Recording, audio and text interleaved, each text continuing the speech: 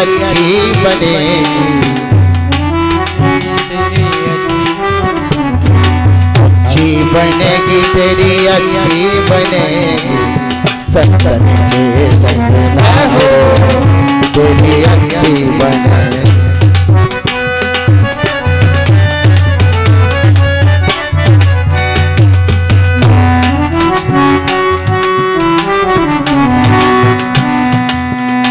कागज से तो ये हंस बनावे,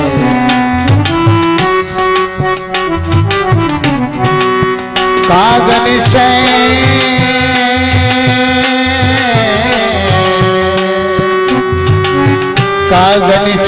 तो ये हंस बनावे, सतहर भजनों में ध्यान लगावे, सतहर भजनों में ध्यान लगावे।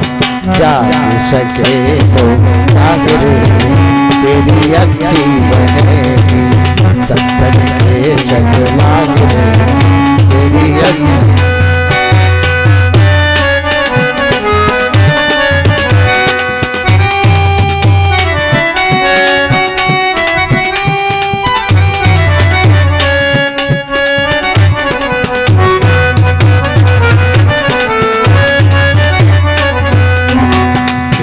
की बन गई सुधामा की बन गई, हीरा की बन गई सुधामा की बन गई, सबरी की बन गई चेतामा की बन।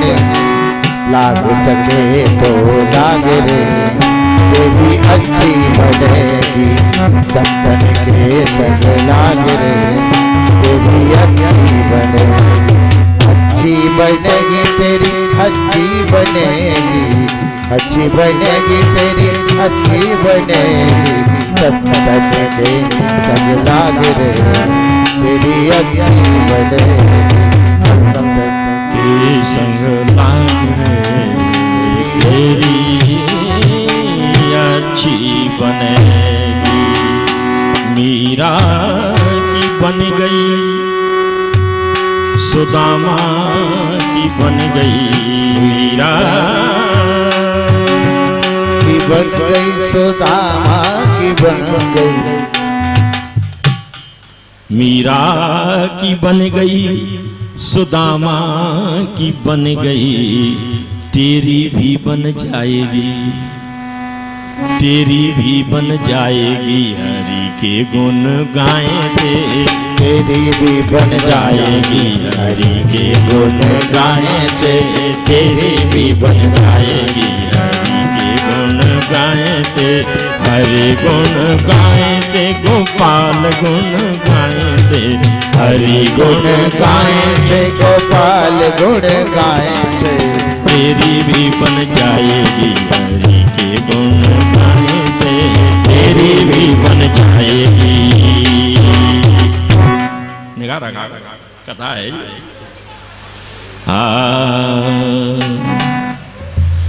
तेरी भी बन जाएगी।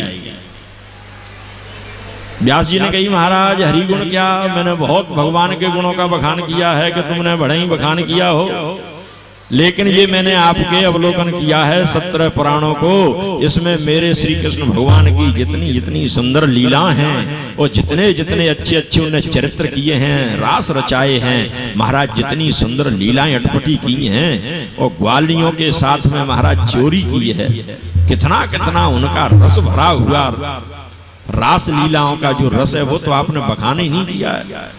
जब एक ग्वालिनी के घर में घुस जाते, दूसरी ग्वालिनी पकड़ लेती, कान पकड़ती, कहीं उनके हाथ पकड़ती, मैया के यहाँ ले जाती, वो तो चरित्र आपने कुछ भी नहीं लिखा है। अच्छा कि हाँ, अब ये ध्यान आया उनको तो कहने लगे महाराज फिर भागवत पुराण का उनने लेखन किया।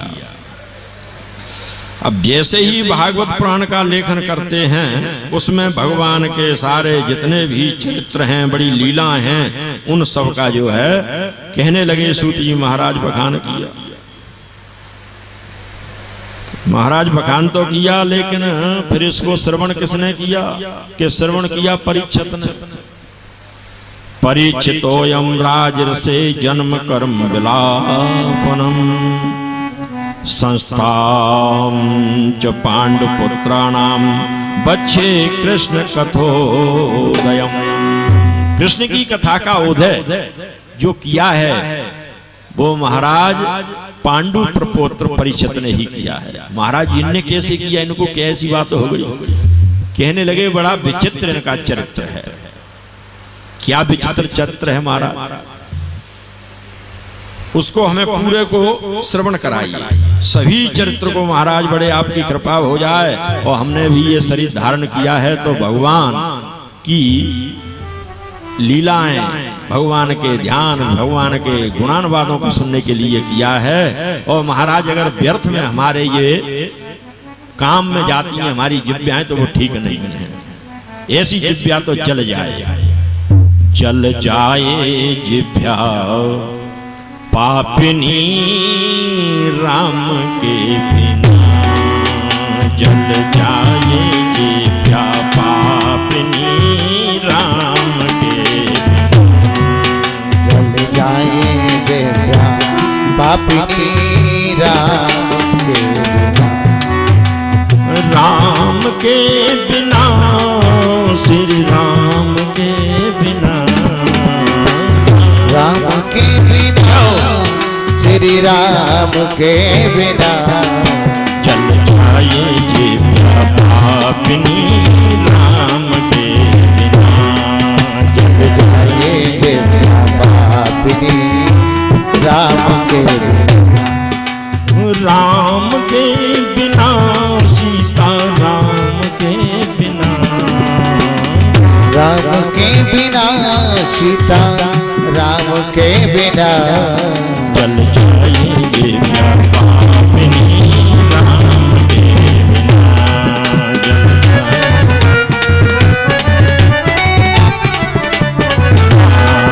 जल जाए जिब्या पापिनी राम के बिना,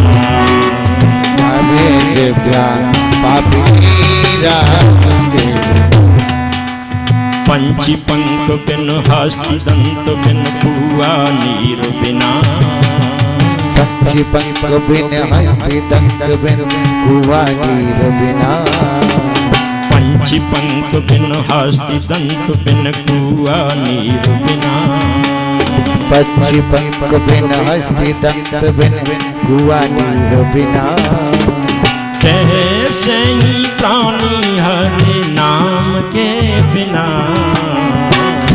अजीन पानी हरे नाम के बिना, जल जाए जिब्या पापिनी राम के बिना, जल जावे जिब्या पापिनी राम के बिना, जल जाए जिब्या पापिनी राम के।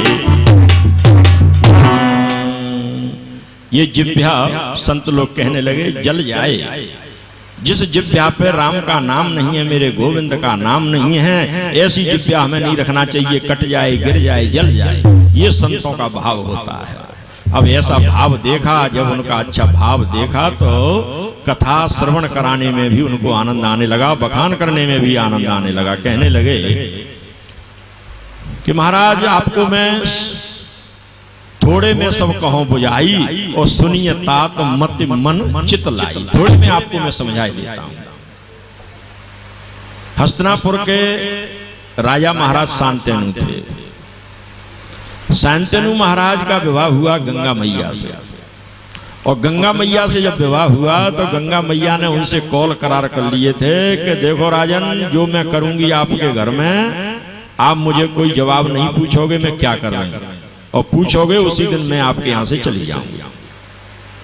अब ऐसी बात कही तो उन्होंने कही हमें क्या करना है राजा ने, कि हम क्यों पूछेंगे आपसे, आप अपने घर को क्यों बिगाड़ोगे। ठीक है, हम वचन देते हैं आपसे कुछ नहीं कहेंगे। ऐसे ही गंगा जी के पुत्र होने लगे। जैसे ही 7 पुत्र हुए, सभी पुत्रों को गंगा जी में बहा दिया कर।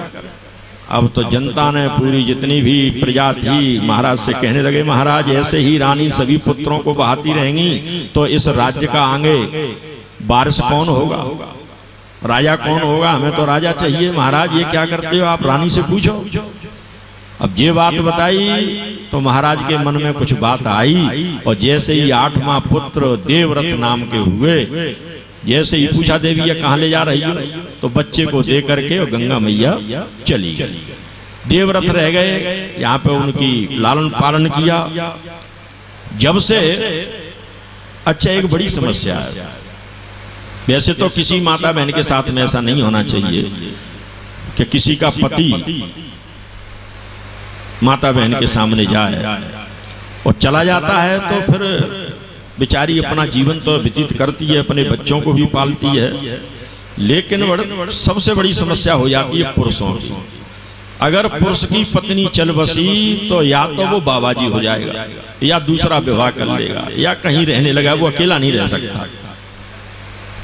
और हमारी परंपरा बड़ी संतों की सुंदर है। मूड मुलाए 3 गुण, नार मुई घर, संपत्ति नासी, मूड मुड़ाए भये सन्यासी, नारे मरी घर संपत्ति नासी, मूड मुड़ाए भये सन्यासी। नार घर में चली गई चल बसी, तो फिर मूड मुड़ाए भये सन्यासी। और मूड मुड़ाए 3 गुण, सरकी मिट जाए खाज, और खाए वे को भोजन मिले लोग कहें महाराज। मूड मुड़ाने में 3 गुण हैं, एक तो सरकी खाज भी मिट जाती है, खाने को भोजन भी मिलते हैं, लोग महाराज कहते हैं, महाराज चरणों में शीश रख देते हैं। तो अब ये हालियत पुरुष की हो जाती है।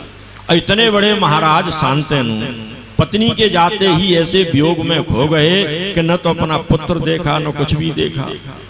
एक दिन उनका विचार हुआ, कहने लगे सूत जी महाराज के भ्रमण करने के लिए सरस्वती नदी के किनारे चले गए। घूमते घूमते गंगा जी के किनारे आते हैं, और गंगा जी के किनारे देखते हैं तो एक बड़ी सुंदर खुशबू आ रही थी, और उस खुशबू को लेते लेते लेते लेते गए तो 1 योजन तक वो खुशबू आ रही थी। जैसे ही गए तो एक बड़ी सुंदर कन्या बैठी, बहुत सुंदर कन्या।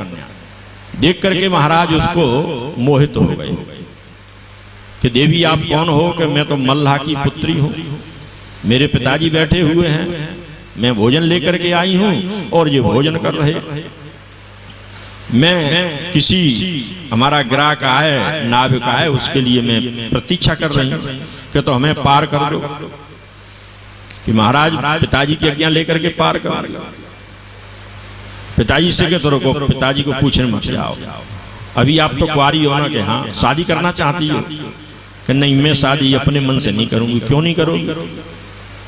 कि ऐसा बताते हैं कि पुत्री का जो भी हक होता है वो माता पिता के हाथ में रहता है।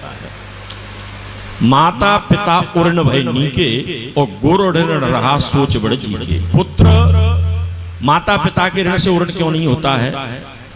कि जो भी कार्य करता है पुत्र अपने मन से करता है, लेकिन पुत्री कुंवारी रहती है तो जैसे को दे देगा पिता, अंधे को दे देगा तो अंधे को चली जाएगी, लंगड़े को दे देगा लंगड़े को चली जाएगी, कुपड़ को दे देगा कुपड़ को चली जाएगी, डकैत को दे देगा डकैत के चली जाएगी, अच्छे को दे देगा अच्छे को चली जाएगी, कुछ कहती नहीं है। इसलिए अपने माता पिता के ऋण से वो ऋण हो जाती है। महाराज मैं भी अपने माता पिता के ऋण से ऋण होना चाहती हूँ। जैसे को विवाह करेंगे उसी के साथ मैं विवाह करूंगी, लेकिन अपने मन से विवाह नहीं करूंगी। मैं अपने शरीर की मालिक नहीं हूँ, मेरे माता पिता मालिक हैं। ऐसी बात है कि हाँ तुम्हारे पिता कहाँ है? कि वो बैठे हैं, मैंने बताया आपको भोजन कर रहे। जैसे गए महाराज आपको पता है? कि नहीं महाराज मैं नहीं जानता आपको, कि मैं इस हस्तिनापुर का नरेश हूँ, शांतनु राजा हूँ। क्या महाराज वो तो राज देश दिखाई दे रहा है, आपका रथ भी रखा हुआ है, मुझे लग रहे हो बहुत आप अच्छे हमारे महाराज हो। जानता हूँ मैं आपका ही दास हूँ, आपकी नगरी का रहने वाला हूँ। बोलो महाराज मैं क्या कर सकता हूँ? कि ये आपकी पुत्री है, कि हाँ इसका मुझसे विवाह कर दो। नहीं महाराज विवाह तो मैं नहीं कर सकता, आप राजा हो, मुझे मार भी सकते हो, दंड भी दे सकते हो, जबरदस्ती से भी ले जा सकते हो। नहीं नीत से आप करोगे तब। कि मैं इसलिए नहीं कर सकता कि मैं छोटी जाति का ठहरा, आप राजा हो, और तुम्हारे पहले रानी का पुत्र है, और अगर कहीं उस पुत्र की शादी हो जाएगी तो मेरी बच्ची के बच्चे हैं वो तो आपके दास बन के रहेंगे, नौकर बन के रहेंगे। इसलिए महाराज मैं अपनी पुत्री को नरक में नहीं डालना चाहता। अच्छा क्या मने कर दी। तो शांतनु महाराज चले गए, वहां जाकर के ना भोजन किया ना कुछ किया। 2-3 दिन हो गए। सभी मंत्री संतरियों ने कहा कि महाराज देखो, देवव्रत से देवव्रत भी बड़े हो गए थे, 15-16 साल की उम्र ऐसा बताया है संतों ने, और देवलोक में भी पढ़ने के लिए गए थे। गंगा जी ने भेजा उनको, बहुत बड़ी शिक्षा लेकर के आए। उनने कहा कि पिताजी की क्या हालियत है कि महाराज भोजन नहीं किया है उनने 3-4 दिन से। क्यों कि न जाने शिकार खेलने के लिए गए, भ्रमण करके आए हैं, उसके बाद उनने कोई जवाब नहीं दिया है और शोक में पड़े हुए। पूछा पिताजी क्या बात है आप? नहीं बेटा कोई बात नहीं, नहीं मुझे बताओ, मैं आपकी समस्या हल कर सकता हूँ, मैं आपका पुत्र हूँ। कि नहीं बेटा कुछ बात नहीं, नहीं बताई। देवव्रत ने भी सीधे अपने रथ को घुमाया, सबसे पूछते पूछते गए, वहीं पहुंचे मल्लाह के यहाँ। उससे आपने क्या कहा कि मैंने मना कर दिया कि आपका बड़ा पुत्र है, उसकी शादी होगी, उसके बच्चे राजा बनेंगे, मेरे बच्चे तो दास बन के रहेंगे, चेरे बन के रहेंगे, चेरी बन के मेरी पुत्री रहेगी। तो कोई भी पिता नहीं चाहता कि मेरी पुत्री दास बन के रहे। तो मैं आपको प्रतिज्ञा कर रहा हूं, आजीवन विवाह नहीं करूंगा। कि विवाह नहीं करोगे तो आप जो है राज्य को छीन लोगे। कि नहीं, आजीवन मैं राज्य की रक्षा करूंगा, गद्दी की रक्षा करूंगा। जब तक इस तुम्हारी पुत्री के बच्चे रहेंगे मैं प्राण दे दूंगा, पर गद्दी को नहीं छोड़ूंगा, गद्दी की रक्षा करता रहूंगा। ये भीषम प्रतिज्ञा की होगी, और भीषम कर्म भी करा लिया था, ऐसा बताते हैं। शांतनु महाराज से, अपने पिताजी से और सत्यवती का विवाह कराया। जो जनगंधा इन्हीं के गर्भ से व्यास जी का प्राकट्य हुआ था। व्यास जी का प्राकट्य हुआ, पराशर ऋषि चले गए, कन्या को देख करके मोहित हो गए, तपस्या करके आए। जब विवाह करके लाए पराशर ऋषि तो उनको विवाह करते ही वैराग्य हो गया। अपनी जवान पत्नी को घर में छोड़ करके और एक भी दिन उनके पास नहीं रहे और चले गए। तो पत्नी ने कही, पतिदेव आप कहाँ जा रहे हो? ये क्या बात है, मेरी शादी करके क्यों लाए? मैं जवान हूँ और आप साधु हो रहे हो, बैरागी हो रहे हो। नहीं, बैरागी तो हो रहा हूँ, लेकिन कोई बात नहीं है। आप रानी जब भी आपको जरूरत पड़े तो आपके पास तोता है, मेरे पास तोता भेज देना, मैं वो तपस्या करूंगा कि आपको मैं शोधन करके अपना वीर भेज दूंगा, आपके पुत्र हो जाएगा। और माता बहनों को क्या चाहिए, पुत्र की लालसा रहती है, आपको पुत्र मिल जाएगा। ऐसा कह करके चले गए। तो लेकिन पत्नी ने श्राप दे दिया। पत्नी का भी पति को श्राप लगता है कि जाओ तुम जा रहे हो, लेकिन अपनी पत्नी अपनी पुत्री से ईमान घटा के आओ। चले गए महाराज। तपस्या बड़ी उनकी उदय होने लगी। इधर उनकी जो पराशर ऋषि की पत्नी थी वो ऋतुवंतु हुई, और उनने बड़ा सुंदर एक पत्र लिखा। पत्र लिख करके उसमें भेजा। पराशर ऋषि पढ़ते हैं, लिखा हुआ है, सुआ खबर ले जइयो, मेरे पालम से न्यो जाए कहियो, मेरी लट उर्जी तेरी हुई मर्जी, तोरे पड़ोसी 200 आइयो।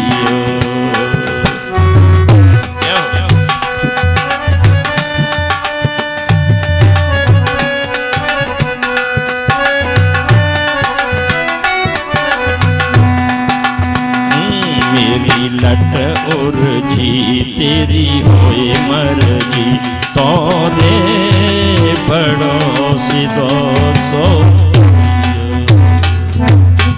जल्दी आ जाओ आप। उनने एक दोना बनाया। अच्छा ये क्या है, कथा नहीं है ये। अब हम तो इनको कथा समझते हैं, वो विदेशी लोग इनमें जब पढ़ते हैं तो उनको ध्यान आता है कि यार उस ऋषि ने इतनी दूर से और एक दोना में अपना वीर शोधन करके भेज दिया, और यहाँ रानी के पुत्र हो गया, उनकी पत्नी के पुत्र हो गया। ये क्या है? उनने इस पे शोधन किया विदेशियों ने। तो आज क्या करते हैं, 10 साल पहला एक इंजेक्शन में रख लेते हैं उसको, वीर को, जो आज कृत्रिम क्रिया कहते हैं। चाहे गाय हो चाहे भैंस हो, जो बीज बनाते हैं ना, ये हमारे शास्त्रों से इनने सीखा है। आवश्यकता आविष्कार की जननी होती है, लेकिन हम इसमें कथा में ही रह गए। अरे साहब पंडितों ने वैसे बना दिया है, अपने खाने के लिए बना दिया है, क्योंकि ज्ञान नहीं है तो वो ऐसे ही समझने लगते हैं। लेकिन ये हमारे इसमें संत ऋषि जितने भी हैं वो शोधन करने वाले थे, बड़ी चीजों को रख गए, तो उनने वो शोधन करके उस टाइम पे भेजा और रानी ने उसको स्थापित किया, तो उनके गर्भ में पुत्र हुआ, उससे पाराशर वंश चला है। और बीच में उस तोते को प्यास लगी तो उसने गंगा जी में पानी पीना चाहा, तो उसमें से कुछ बीर चला गया, तो वो मछली ने पी लिया। उस मछली के भी बालक हुआ, उसकी ये मंचोदरी नाम था। पारस ऋषि आए, जब देखा कि ये पार कर दो, मोहित तो हो गए, पत्नी का श्राप लगा के अपनी पुत्री सीमान घटा के आओगे, तो मैंने कहा ये क्या कारण है कि मैं तुमसे संपर्क करना चाहता हूं, तुम्हारे तेजस्वी बालक पैदा होगा। कि नहीं महाराज मैं कुंवारी हूं, और कुंवारी में ऐसा करोगे तो मेरा शादी नहीं कोई करेगा, कोई पति मुझे स्वीकार नहीं करेगा। बहुत कही कि नहीं आपका कुंवारपन नष्ट नहीं होगा, तो कि आप कुंवारपन में रहोगी वैसे वैसे। अच्छा कि हाँ, अब यहाँ भी एक बड़ा शोधन है, कुंवारपन नष्ट नहीं होगा कहने का मतलब आज क्या काम करते हैं, महिला की रज और पुरुष का वीर, इन दोनों को लेकर के एक ट्यूब में या स्टीम में रख देते हैं, तो उसमें कई एक बालक पैदा कर रहे हैं। ये हमारे यहाँ प्रक्रिया कितने वर्ष पहले थी, 5-5.5 वर्ष पहले।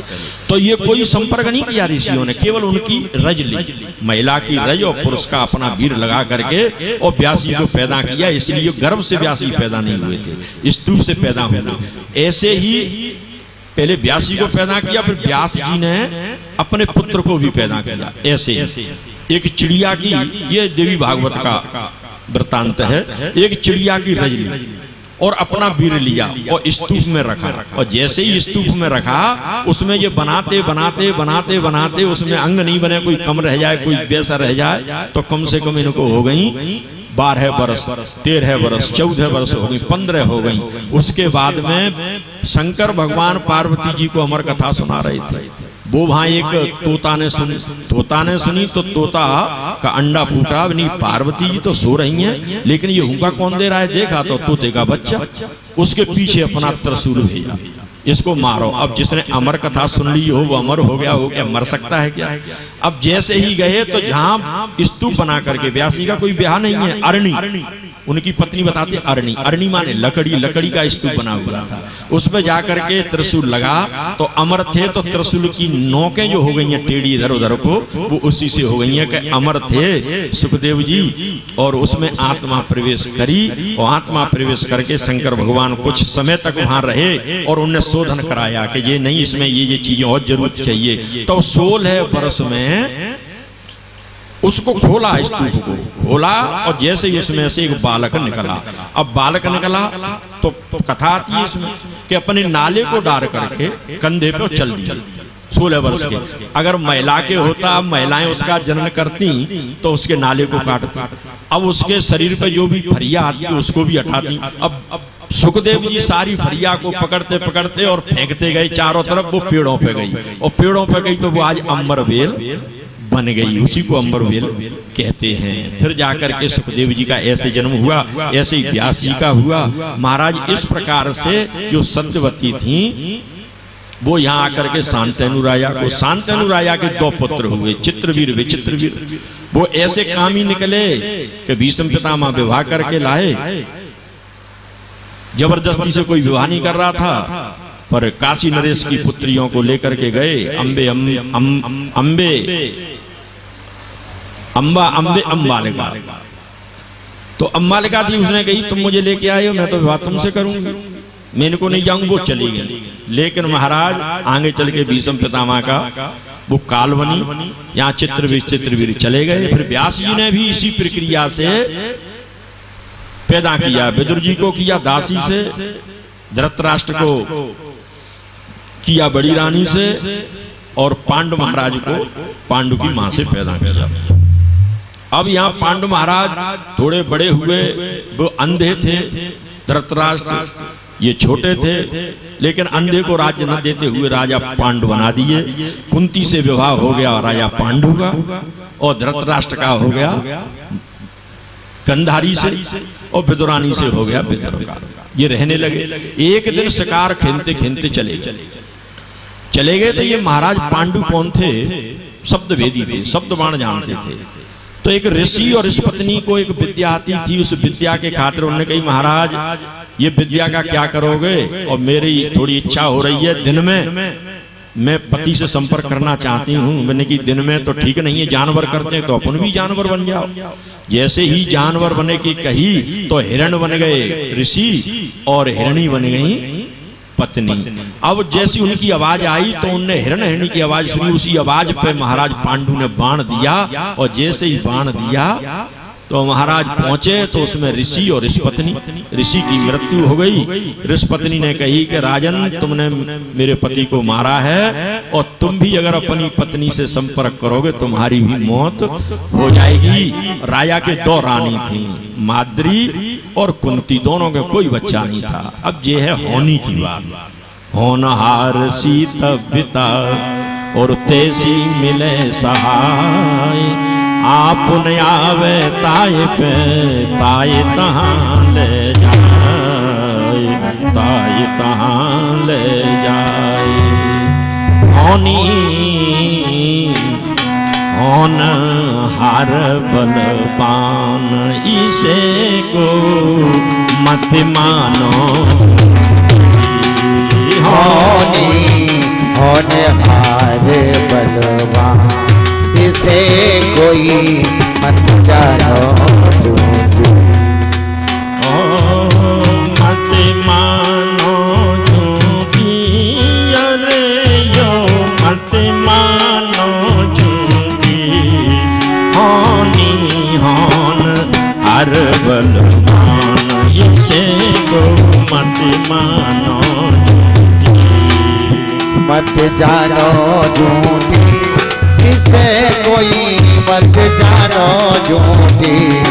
होनी होनहार बलवान इसे कोई मत जानो झूठी।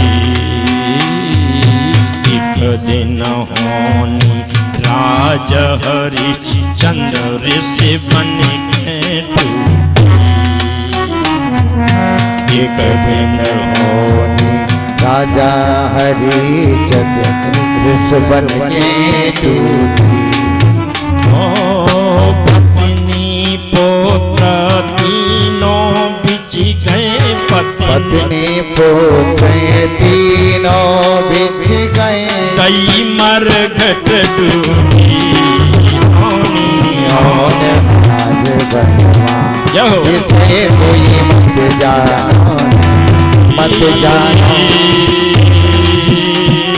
मत मानो झूठी, अरे यो मत मानो झूठी। होनी होनहार बलवान इसे कोई मत जानो झूठी। होनी होनहार बलवान इसे कोई मत जानो। एक दिन होनी रामचंद्र पे कई बने टूटी। एक दिन होनी रामचंद्र के कई बने टूटी। ओ पत्नी पोत्र भाई पत्नी तीनों निकसे अयोध्या 14 बरस छूटी। होनी होनहार बलवान इसे कोई मत जानो झूठी। मत जानो झूठी इसे कोई मत जानो झूठी। होनी होनहार बलवान इसे कोई मत जानो झूठी। मत मानो झूठी, अरे यो मत मानो झूठी। होनी होनहार बलवान इसे को मत मानो झूठी। आज तो होनी पांडु राजा पे हिरणा बन टूटी। आज तो होनी पांडु राजा पर हिरणा बन टूटी। नवयौवन तो नारी है घर में, नवयौवन तो नारी है घर में। नवयोधन दो मारे घर में, नवयौवन दो नारे घर में, ना बेटा बेटी इसे को मत मानो झूठी।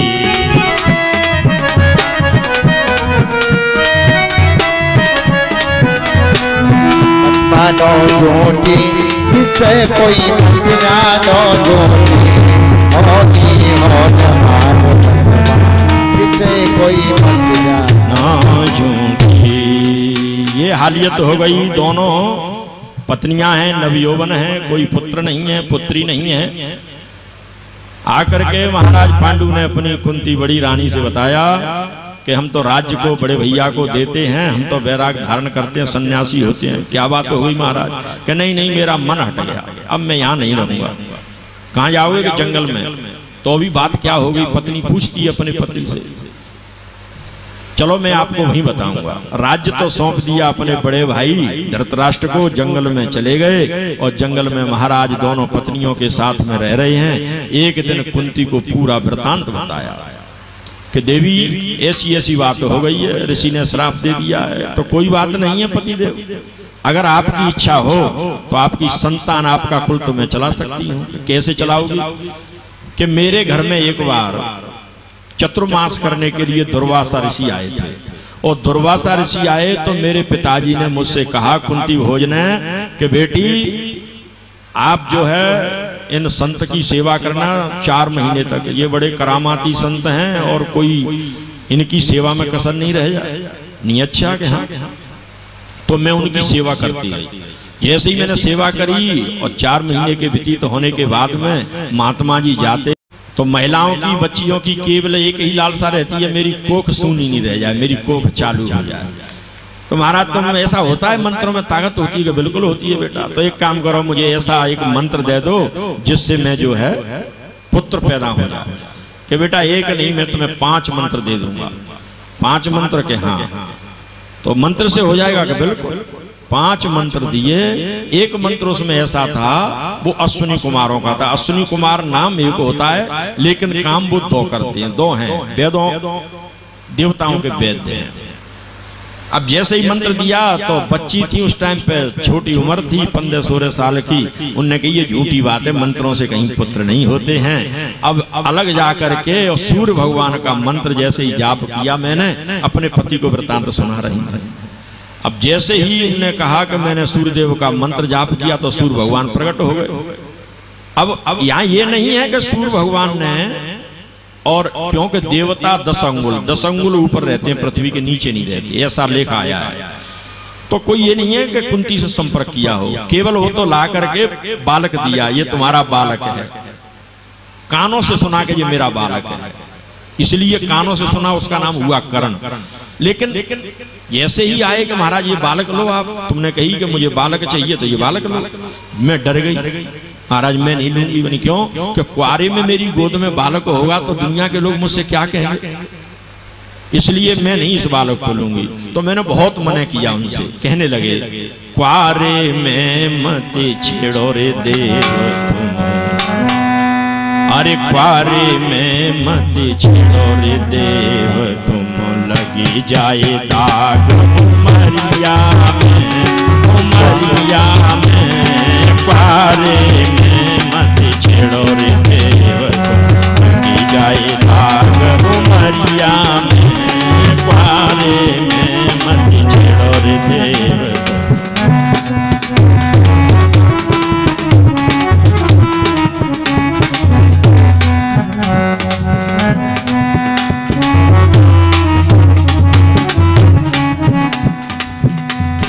मंत्र जाप की मन जाने, ये दुनिया क्या क्या मारेगी ताने, ये दुनिया क्या क्या मारेगी ताने। आए अब है जाए नरक, अब जाए नरक नगरिया में, कारे में मत छेड़ो रे देव, लग जाए धाक उमरिया में।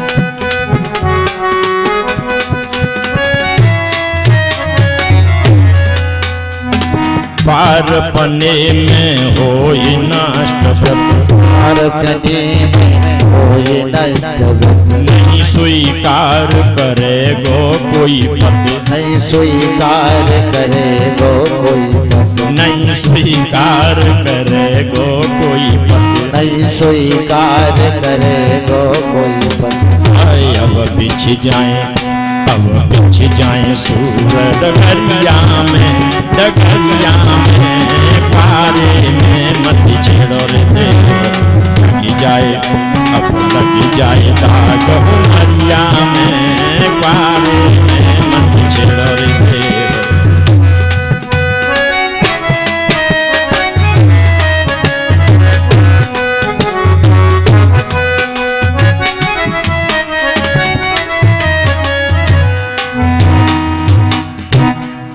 कहा कि क्वारे में महाराज मैं पुत्र लूंगी तो मेरे लिए दिक्कत हो जाएगी, मैं जी नहीं पाऊंगी, दुनिया क्या क्या मारेगी ताने, मैं तो मरी जाऊंगी लाज के मारे। कहा कि कोई दिक्कत नहीं है, आप इस पुत्र को रखिए और कोई आपको दिक्कत नहीं आएगी। जैसे ही महाराज वो पुत्र दिया तो लेकिन मैंने मंजूसा में रख करके और उसे बहा दिया, और जैसे ही बहाया अब मैं यहाँ हूँ, मेरे पास 4 मंत्र हैं, 4 मंत्र से 5 पुत्र पैदा हो सकते हैं, और अगर पति की आज्ञा हो, ऐसा शास्त्रों में लेख भी आया है, अगर पति की आज्ञा हो, कुल नष्ट हो रहा हो तो पत्नी पति की आज्ञा मान करके अपने कुल को चला सकती है, कोई दिक्कत नहीं है। तो महाराज ये आज्ञा दे दी पांडु महाराज ने। तो इधर तो कर्ण हो ही गए थे, दूसरा किया धर्मराय का मंत्र तो उसे युधिष्ठिर हुए, तीसरा किया पवन देव का तो उसे भीमसेन हुए, चौथा किया इंद्रदेव का तो उससे अर्जुन हुए, और 5वां मंत्र किया उससे नकुल और सहदेव दोनों पैदा हुए। अब तो बालक थोड़े बड़े हो गए, बढ़िया खेलने लगे, 14, 16 वर्ष के, 15 वर्ष के हो गए। एक दिन जो है होनहार की बात होती है, राजा पांडु कभी भी जो है सूर्य डूबने पे भोजन नहीं करते थे, सूर्य डूबने पे भोजन नहीं करते। अब तो पतिव्रता स्त्री अपने पति के बगैर खाए नहीं खा सकती हैं। आजकल तो ऐसी हैं कि पति आए या ना आए अपन तो खाओ, कोई दिक्कत नहीं होगा, सो देखा जाएगा। लेकिन पहली बात है, लेकिन हमारे यहाँ की जितनी माता बहनें ये नहीं है, ये तो ऐसी पति को खिलाती हैं तब खाती हैं। कुंती ने कहा, उनकी छोटी सौतेली बहन थी, उनसे कहा माद्री तुम एक काम करो, इतनी सुंदर थी माद्री कि बताते हैं 16 श्रृंगार करके अगर कहीं चौरे में चली जाती, ऊंचे पे हो जाती तो सूर्यदेव का रथ रुक जाता। तो 16 श्रृंगार किए, और फिर कहने का मतलब ही क्या है, एक तो राजा की बेटी है, दूजो रूप दयो करता, ये जो बन की मतवारी, चौथे 16 करे श्रृंगार।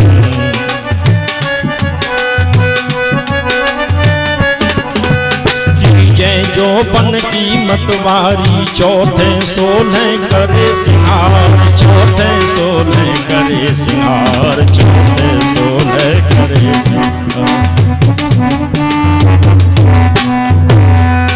इस प्रकार से महाराज सिंगार करके खड़ी हुई, सूर्यदेव का रथ रुक गया। 10-11 रात्रि के बज गए, महाराज आए लौट के। मैंने की कुंती मुझे भूख लग रही है कि महाराज आप भोजन कीजिए, आपकी व्यवस्था रखिए। भोजन कराया, भोजन करने के बाद में महाराज शयन किया, और जैसे ही शयन किया माद्री को हटाया तो 10-11 रात्रि के बजे। बड़ा अचंभा किया कि ये क्या हो गया, इतना सूर्य कैसे अंदर चले गए। कि महाराज हंस के कहा कुंती ने कि तुम्हारी रानी छोटी इतनी सुंदर है कि देवता भी देख करके रुक जाते हैं, और इतनी इतनी सुंदर है कि हाँ, अरे मैं कितना भागा हूं कि इतनी सुंदर मेरी रानियां होते हुए मैं निगाह भर के नहीं देख सकता। जैसे ही सवेरे झरना से जल भर के ला रही थी और जैसे ही निकल के आ रही तो कुछ पानी झलक रहा, उनका बड़ा सुंदर यौवन का शरीर था, साड़ी शरीर से चिपक रही थी। महाराज ने देखा उनका रूप, मोहित हुए, अपनी पत्नी से स्पर्श किया। उसी टाइम पे श्राप की खातिर उनकी गोविंदा हे नमोन्मा हो गई। अब तो यहाँ कोई नहीं, जंगल में अकेली कुंती मैया पुत्रों को लेकर के क्या करें, अपने घर जाती हैं। और जैसे ही घर पहुंचते हैं भीष्म पितामह सभी, अब यहाँ इतने दिनों से ये खा रहे थे उनका हिस्सा, अब इनको बड़ी दिक्कत आई। धृतराष्ट्र को, सबसे ज्यादा दुर्योधन को, शकुनी मामा भी वहीं रह रहा था। अब इनको बड़ा बुरा लगा, ये क्यों आ गए, षड्यंत्र रचने लगे। एक दूसरे के भाई अपने धन को अपने को लो, दूसरे का धन हड़प मत करो। अब तो यहीं से उनके विष के बीज हो जाते हैं, बड़ी परेशानी करते हैं। एक दिन देखा तो ओरगड़ा खेल रहे थे, ओरग डंडा, नकुल पे आ गया है। उसने कहा करके कि भैया मुझ पे बड़ा दाव है, कौरवों ने मुझे हरा दिया, पूरे दिन मुझे भगा भगा के परेशान कर दिया। भीमसेन ने कही चलो कल मैं देखता हूँ। जैसे ही भीमसेन गए और भीमसेन ने देखा कि ये दाव मुझे दे दो, जैसे दाव लिया नकुल से और सभी कौरव ऊपर चढ़ गए। उनने पेड़ को पकड़ा, जैसे हलाया, सब टप टप नीचे गिरे, दाव उन पे दे दिया। अब चलो बेटा जिन्हें भजने दे। उनने कही ये तो हमारे लिए बहुत बड़ा कलंक है, क्या करना चाहिए, जहर मिला के दिया। वहां से जाकर के महाराज जिंदे होके आए और नागकन्या से विवाह करके लाए। लाक्षा ग्रह में इनको जलाया, बड़ी समस्याएं होती रहीं। आखिरी पे इतना हुआ कि इनके लिए बड़ी परेशानी पड़ी। भगवान श्री कृष्ण इनकी बुआ मामा के पुत्र थे, कुंती बुआ थी। कुंती बुआ ने कहा लाला कन्हैया मेरे पुत्रों का हिस्सा दिलवाओ, क्या मेरा इसमें हिस्सा नहीं है? नहीं बुआ दिलवाऊंगा। पंचायत बहुत की, सभी जगह गए, लेकिन वहां जाएं तो पंच भी पंचर हो जाए, किसी की पंच की नहीं चले। एक दिन बड़ी जबरदस्ती से कहा कि इनको 5 गांव तो दे ही दो, मैं नहीं दूंगा। पर लेकिन मान किया और खांडव प्रस्थमाने जो आज दिल्ली है उस दिल्ली को दे दिया। यह पूरा जंगल था, यहाँ इंद्रदेव को बुलाया और यहाँ पे उन्होंने नगर बसाया, बड़ा सुंदर महल बनाया। मायावी दानव के देख रेख में उन्हीं के द्वारा बनाया गया, बड़ा सुंदर। जहाँ जल था वहाँ थल दिखाई दे, जहाँ थल था वहाँ जल दिखाई दे, बड़ा अनुपम नगर बसाया। अब कहीं इसका गृह प्रवेश कर रहे हैं तो गृह प्रवेश में सभी अपने नाते रिश्तेदारों को बुलाएं। अब जैसे ही सभी को बुलाया, दुर्योधन भी गया, तो लोगों ने कही इधर आप जा रहे हो, इधर जल है, इसमें इधर आओ। नहीं नहीं मुझे पागल बनाते हो क्या? नहीं जल नहीं है, थल है। लेकिन वो ऐसा बनाया कि वहाँ थल दिखाई देता, जमीन दिखाई देती। नहीं माना तो उधर चला गया, तो उसकी धोती और अपने जो पीताम्बर वगैरह भींज गए। ऊपर अटा पे बैठी थी द्रौपदी, हंसी मैंने कि अंधों के तो अंधे ही होते हैं। यहीं से उनके लिए जो है लग गई कि अब मैं द्रौपदी को सबक सिखाऊंगा। हालांकि उसमें मेन इन्हीं को बनाया दान देने के लिए कि जितना भी दान देगा तो दुर्योधन ही देगा। राजा परिषद कहते हैं महाराज इनको क्यों बनाया, ये तो ज्यादा दान दे देते, खजाना खाली कर देते। कि नहीं, दुर्योधन की भुजाओं पर लक्ष्मी का वास था, इसलिए महाराज दुर्योधन को बैठाला, जितना खर्च करेगा उतना ही दूना हो जाएगा, इसलिए आए। पर लेकिन उसके वो ही टीस लगी थी। अब जैसे ही टीस लगी तो एक दिन मायावी जुआ खेला, इनको बुलाया पांडवों को। शकुनी मामा माया के फांसे फेंकना जानते थे, जुआ खेले, जुआ खेलते खेलते सारी चीज को हारते हारते अब कही अब क्या करें। शकुनी मामा ने कही अरे भैया अभी तुम्हारे पास एक चीज और है, उसको दाई में लगा दो, तुम जीत गए तो सारी चीज वापस करो। वो कौन है कि द्रौपदी। द्रौपदी को भी हार गए। अब कही कि आप मेरे दास हो, बैठो यहाँ पे। सभी को बैठाला, दुशासन से कही कि जाओ द्रौपदी को खींच के लाओ। जैसे ही द्रौपदी को खींचने के लिए जाते हैं, द्रौपदी अपने केस खोले हुए हैं। दुशासन जाता है चलो तुम मेरी दासी हो। मैंने भैया तुम मेरे देवर लगते हो क्या? कोई हम देवर वेवर नहीं है, तुम हमारी दासी हो, शांति से चलो। शांति से नहीं जाओगी तो केस पकड़े, केस पकड़ के खींच करके लाए। और जैसे ही केस पकड़ के खींच के लाते हैं, अब तो महाराज क्या कहा जाए। सभा में आ गए। जैसे ही सभा में आती हैं, उनकी जो है चोटी को पकड़े हुए पल्लू को खींचते हुए जा रहा है और कह रहे हैं, चारों तरफ देखती हैं इधर उधर,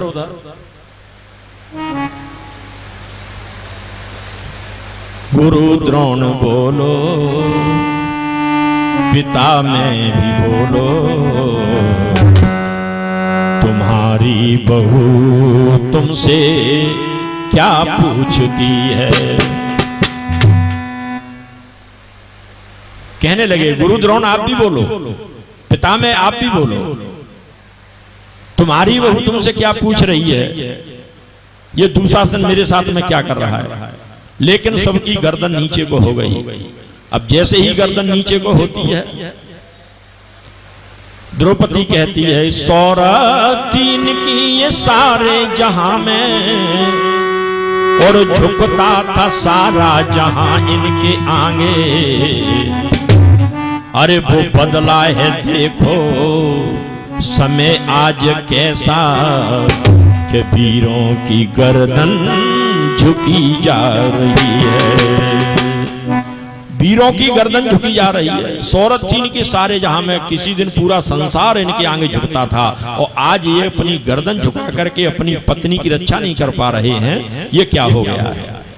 सभी के यहाँ हम भी, अगर हमारे साथ में कोई घटना होती है तो पहले हम बड़े बूढ़ों के पास जाते हैं, भगवान के पास नहीं जाते, पहले यहीं जाते हैं। द्रौपदी की हालियत हो रही है, चारों तरफ जा रही है, कह रही है, गुरु द्रोण पिताजी से, ज्येष्ठ पिताजी से, ज्येष्ठ माताजी से, सभी के यहाँ जा रही है, कोई नहीं सुन रहा है, पितामह भी नहीं सुन रहे हैं, गर्दन नीचे को डाल दी। अब तो कोई नहीं सुन रहा है तो क्या कहती हैं, मेरी यसुआ ने भी